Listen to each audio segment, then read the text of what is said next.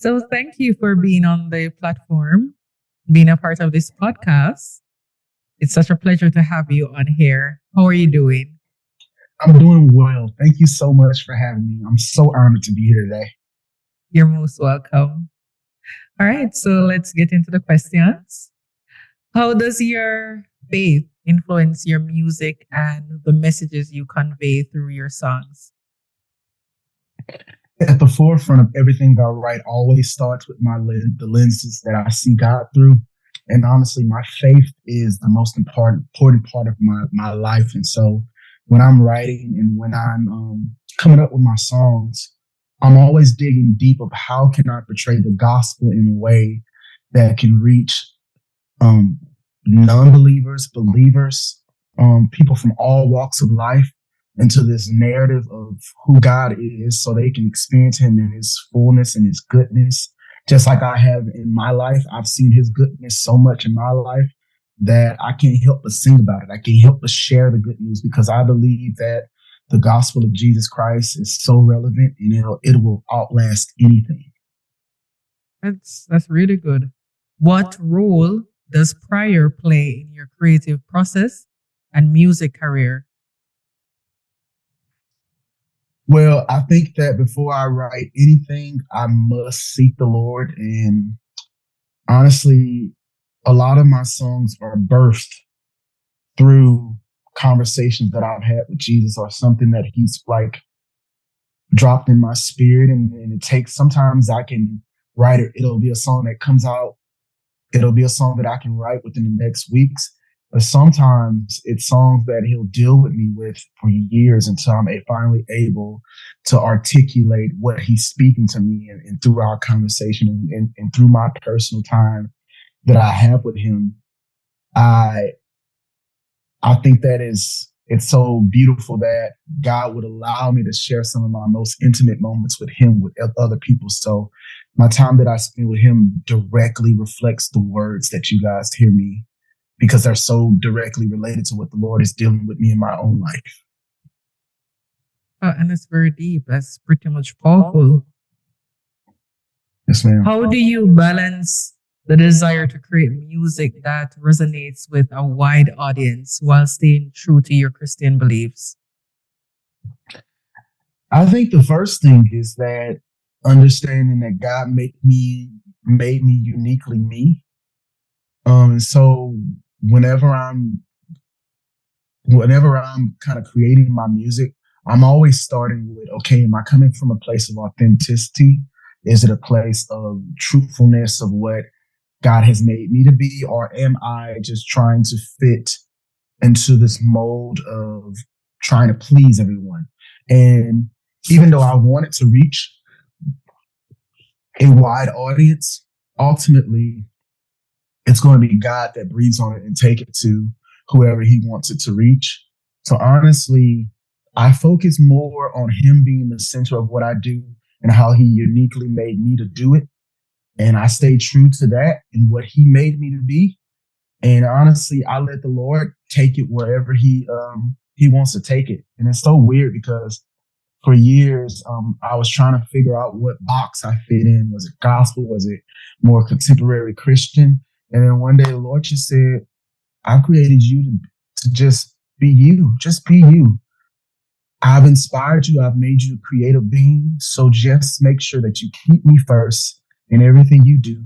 Create music that authentically represents who you are in me, and I'll do the rest. And honestly, I've just put it in his hand. And whatever he takes it, God, you breathe on it. Whoever it's for, God, you have your way. And that's really good. That's good that you lead into whatever you're inspired by through God. Yes, ma'am. Have you ever faced challenges for integrating your faith into your music, and how have you navigated those situations? I think I think we all fall into the trap of social media sometimes looking at what we see online and we see so many people that are of the faith that struggle with identity. And I think that's kind of a human thing as well. We all want to be accepted. We all want to be known. And so I think, if I'm honest with you, I think all of us fall into the trap of trying to please the world rather than pleasing God. Um, Mm-hmm. but honestly, it's been so powerful that God has kind of shielded me from a lot of that through the years. And honestly, it's with me being at a local church, having a pastor and people that are more wiser than me to speak life into me and veer me in the right direction. So yes, there are challenges sometimes, but at the center of it, because I've done the work of creating a circle around me of believers and people that can hold me accountable in my faith walk, I've been able to pretty much, I think, keep my music untainted by that need to be, relevant, or that need to be known by the world, and really focusing on, okay, who this is, who God created me to be. And everything that I am doing is for his kingdom, is for his kingdom come. Very good. Very, very good. In what ways do you hope your music can impact listeners spiritually or emotionally? At the core of who I am, I always say that this is what I want people to experience when they meet me outside of my music. I want everyone that meets me, that when they leave, they feel seen, heard, and known. I know so many people that when I speak to them, especially in the creative space, it's almost like they're talking to you. They say all the right things, but it's almost like they're looking through you and they're already on to the next opportunity, to the point that you don't even feel like at the end of the conversation, they are going to remember anything that you said, or they won't even remember the moment that you guys had together. So for me, Right. as a person in general, I try to make people feel seen, heard, and known, so that when they're with me, I'm present with them. And for me, I try to translate that to my music as well. That when people listen to my music, at the end of the night, when they listen to it, they can feel that sense of being seen, heard, and known. Not necessarily through me, because I'm not technically in the room, but through my honesty of where I am. But also, I pray that the Spirit of God rests in my music, that people can encounter a real God that ultimately is the only one that could ever could ever show us the fullness of what it means to even be known. And so for me, that's the core of who I am in my music. And I believe that in my music, my prayer is that with that message and with that being the forefront, I can unite and become a common ground for people from all sides of faith, from all racial backgrounds, can come together in a commonality of Jesus Christ. And also, I want to be a platform for even the ones that are on the fringes of faith, and the ones that are unchurched, that are not even in church, can experience what true love means, and that they can get a real picture of what the love of God is, of how we treat each other, and that it compels them into coming in and experience all of who God is. That's really good. You had mentioned about social media and how it influences persons, especially the younger folks, especially this generation. What advice would you have given those younger people? Honestly, the biggest advice I would give them is to find community of real people that they can actually live life with face to face. That they have a community of people that they can sit in the same room and have real conversations, that they can be involved in living life outside of what we see on our screens in this virtual world. They have to have a grips on reality too, and also allow God to place real people in their lives, like I said before, that will hold them accountable, that will steer them in the right direction, that will be honest with them, tell them when they're wrong, tell them when they feel like they're getting off the path a little bit.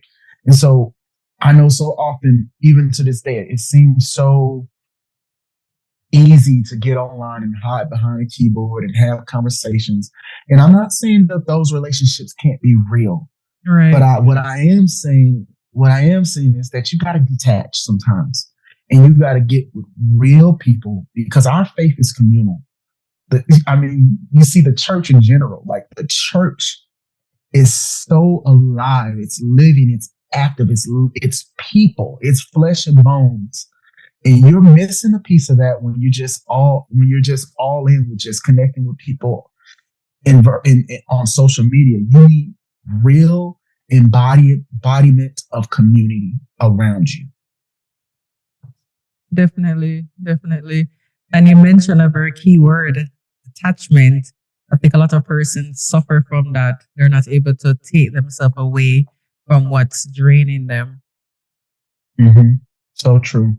So true. And also sometimes we get so caught up, and I know for me myself, sometimes I think I get so caught up in the social media world that it almost becomes so comfortable being attached to it that I don't even realize that it's actually draining me.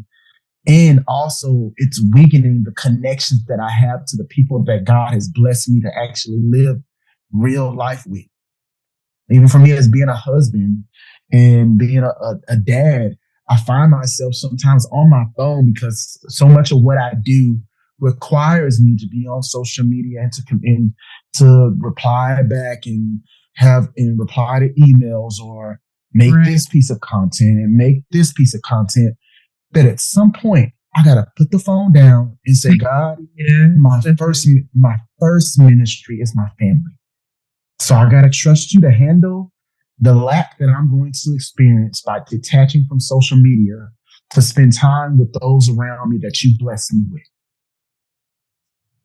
Very much so. I think a lot of persons are struggling with that same thing to take themselves Mm-hmm. away from being so consumed with social media, just having that Yes, ma'am. Yes. time limit. But You have to have it. You have to have it. that's true.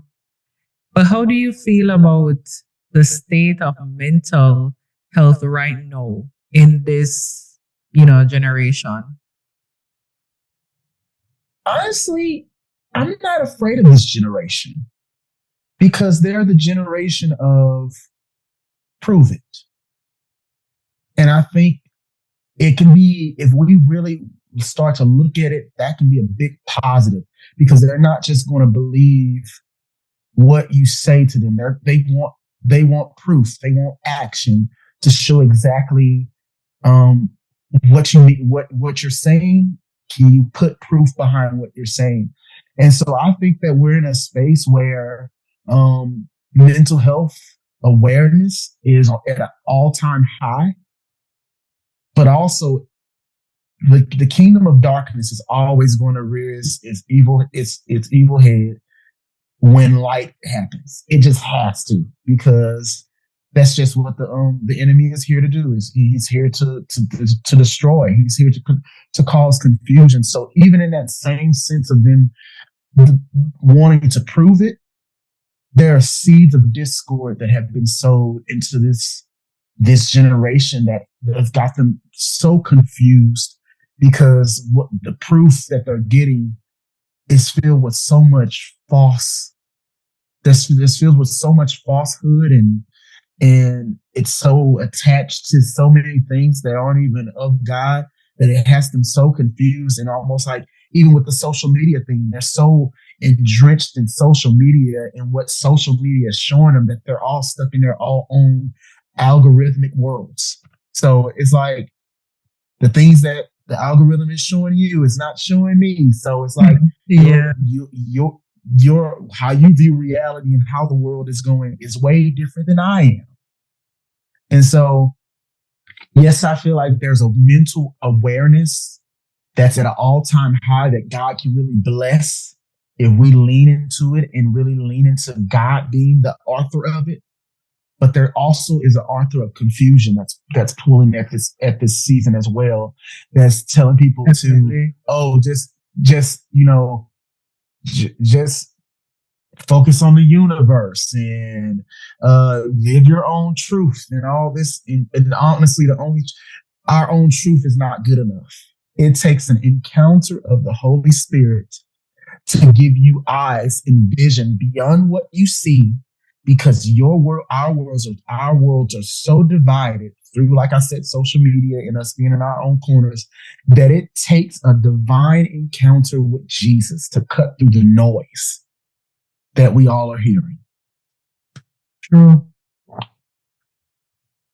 And hopefully, that's why I do what I do. That's why I do Christian music, because music is the greatest tool, I think, to cut through the noise. It transcends culture, it transcends languages, and it's so easy to get messages through and cross those barriers with music. And music is so infectious. I think about many of us, we wouldn't even know the ABCs if it wasn't for the ABC song. Yes. Yes, that is so true. That's so true. But I am so fortunate to get a chance to listen to your music. I had listened to 2 videos on YouTube. I love the content. I like the fact that you utilize, more of a vintage type of scenery, and you seem so poetic with your lyrics, and I like that. I really appreciate you. I really appreciate that, because honestly, the lyrics is where I start. If they don't mean something, if they don't make someone think and contemplate, I think it's missing. I can give you an infectious beat all day, but if at the end of the day you're not left with what I'm saying, Right. which is dripping with the word of God, then it's all meant for nothing. So true. And the main mission should be that you're able to impact on others and not just, pouring your music out there. Yes, ma'am. True. Well, thank you. Thank you for your time, and thank you for sharing your insights on the music that you put out there for persons to connect with. I appreciate you so much. Thank you so much for having me. Anytime, just call me. I'll come back running. Thank you very much.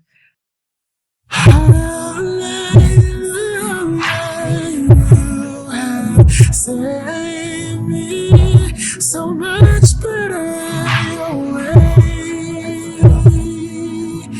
and hallelujah, great defender, so much better your way. So when I thought I lost me, you knew where you left me. You introduced me to your love. You picked up all my pieces,